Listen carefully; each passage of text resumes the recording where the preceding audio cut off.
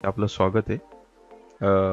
आज ट्रेड केले आपण 2 ट्रेड केले, पण रेकॉर्ड नाही करू शकलो काही कारणास्तव, कारण का मी बाहेर होतो आणि मोबाईलवरती ट्रेड केले त्यामुळं. तर मी तुम्हाला ट्रेड कसे केलेत आणि त्याचं लॉजिक काय होतं आणि आपण एक्झिट कसं केलं, प्रॉफिट झालं की लॉस झालं ते सगळं सांगणार आहे. तर वेट करू आपण थोडासा आणि मग तुम्हाला एक्सप्लेन करतो. तर या ठिकाणी मार्केटमध्ये आहे ना, हे लंडन सेशन ओपन झालं होतं आणि त्याच्या आधी चेंज ऑफ कॅरेक्टर दिलं होतं या ठिकाणी. तर आपण काय केलं होतं, सगळं ड्रॉइंग जे ते रिमूव्ह करू. या ठिकाणी आपण आहे ना, आपल्याला लंडन सेशनच्या आधी एक आपला एरिया भेटला होता स्ट्रॅटजीचा, आणि या एरियाच्या इथं आपण बाईंग कॅन्डल बनली तर बाय करणार होतो. बिकॉज ऑफ ट्रेंड जो आहे तो इथं चेंज ऑफ कॅरेक्टर दिलं आहे ना, ट्रेंड जो आहे तो पॉझिटिव्ह होता इथून, त्यामुळं आपण हा जो आहे या ठिकाणी जे बायर्स होते ते ॲग्रेसिव्ह आहेत असं आपल्याला या ठिकाणी दिसत होतं. पण मार्केट इथून फॉल झालं आणि या लेवलची काहीच रिस्पेक्ट केली नाही आणि चेंज ऑफ कॅरेक्टर दिलं.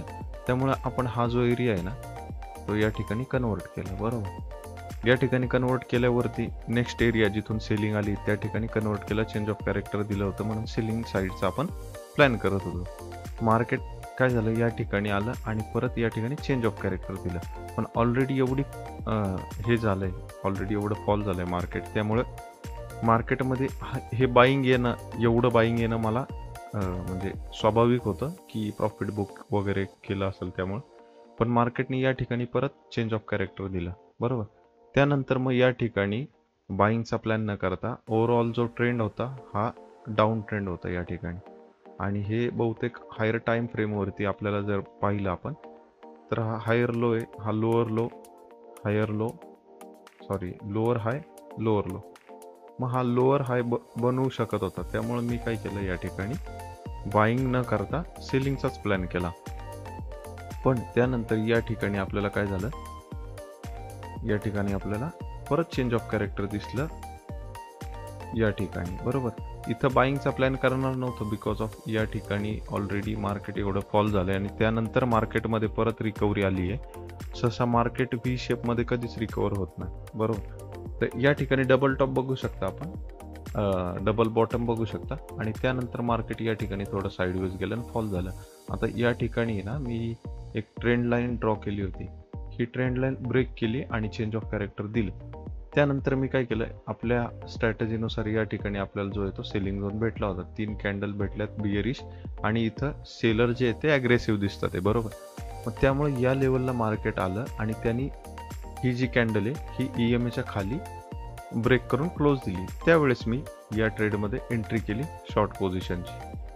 आणि SL जो आहे प्रिव्हियस कॅन्डलच्या हायच्या थोडं वरती होता आणि जे टार्गेट होतं ते 1:2चं होतं. बरोबर, मार्केटमध्ये आपल्याला या ठिकाणी माझा जवळजवळ $40 SL होता, $40ची रिस्क होती आणि $80 to $90 आपला रिवॉर्ड होता. आता 1:1ला गेलं होतं मार्केट, $40 प्लस मला प्रॉफिट दाखवत होतं. पण आपला जो रूल आहे की एकतर आपला SL जाईल, टार्गेट हिट होईल, किंवा EMAच्या वरती क्लोजिंग दिल्यानंतर आपण एक्झिट करू. बरोबर, त्यानंतर मार्केटने काय केलं, या ठिकाणी $40+ प्रॉफिट दाखवून परत या ठिकाणी थोडीशी बाईंग झाली होती. तर या ठिकाणी परत मार्केट रिकवर झालं थोडंसं, या ठिकाणी बायर्स मार्केटमध्ये उतरले. त्यानंतर मार्केटने EMAच्या वरती या लेवलला क्लोज दिलं आणि आपला जो आहे आपण एक्झिट केलं. त्यात मग $1 लॉस झाला आपला, $1 एक्झिट केल्यामुळं $1 लॉस झाला. त्यानंतर मी रिएंट्रीची वाट बघत होतो. या ठिकाणी काय झालं, रिएंट्री भेटली आपल्याला, या ठिकाणी रिएंट्री भेटली. EMAच्या खाली एक लिक्विडिटी झोन हे करून रिएंट्री केली. त्यानंतर काय झालं, मार्केटनी 1:2 न देता EMAच्या वरती क्लोजिंग दिली परत. सॉरी, या ठिकाणी एंट्री घेतली होती, या ठिकाणी सेकंड एंट्री जी आहे ना ती या ठिकाणी EMAच्या खाली क्लोजिंग दिली.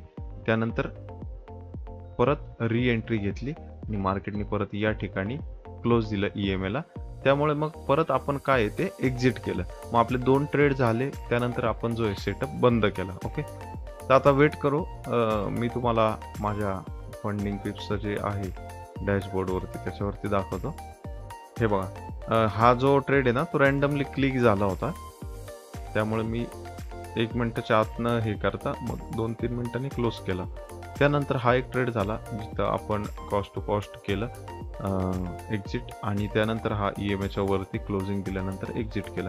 टोटल आपले 2 ट्रेड झाले आज, आणि आपण बंद करतोय आता. आपलं जे रूलमध्ये लिहिलेलं आहे की मॅक्झिमम 2 ट्रेड करायचे, आणि जे आहे 2 ट्रेड SL हिट हो किंवा टार्गेट हो, तर आपलं जे आहे ते बंद करून टाकायचं सेटअप. तर बंद केलंय. आता बघू उद्या काय होतंय ते. आणि अशाच व्हिडिओसाठी लाईक करा आणि चॅनलला सबस्क्राईब करा. Thank you so much.